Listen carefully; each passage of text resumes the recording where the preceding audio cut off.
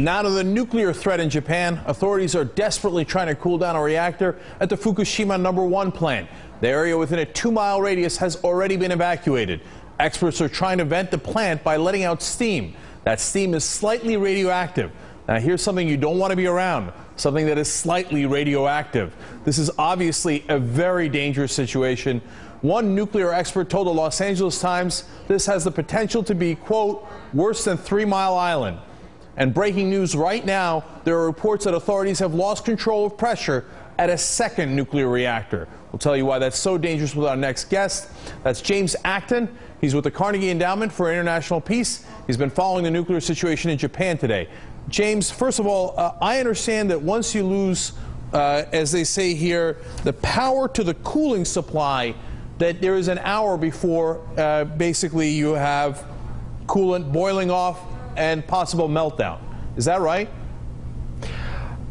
That's basically right, Cenk. I mean, the problem we have is that when you scram a reactor, when you essentially turn it off, it continues to produce heat.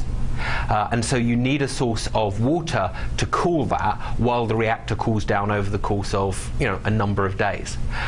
What appears to have happened this morning is that the external power supply and an internal backup diesel generator has all failed. And that's caused a series of events which we don't fully understand at the moment. But the end result of that is that a lot of steam is being produced because the core isn't being cooled properly. That's building up inside the reactor containment vessel and has had to be vented.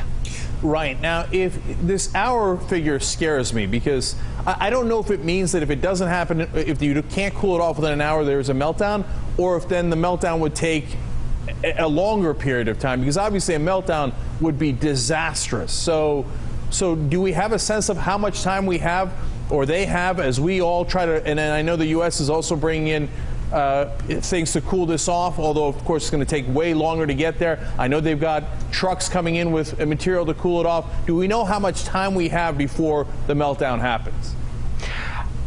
There isn't really a single number, and the fact that steam is being produced means that there's some type of coolant there within the system.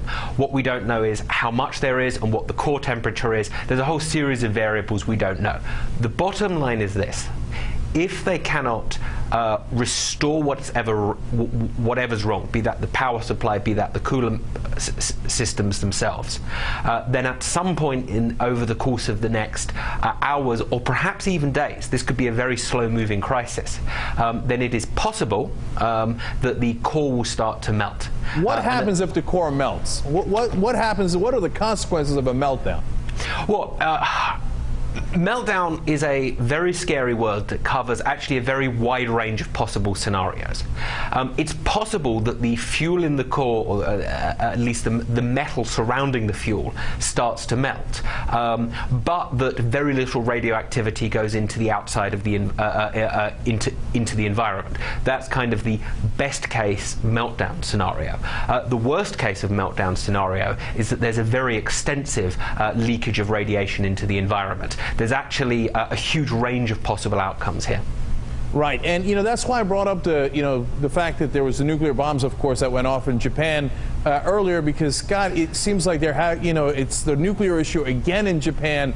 It's a shame. And just one more thing here: as they let off that radioactive steam, how dangerous is that? Because they're telling people within a 6-mile radius, 2 miles you have to evacuate, 6 miles they say just stay inside your house.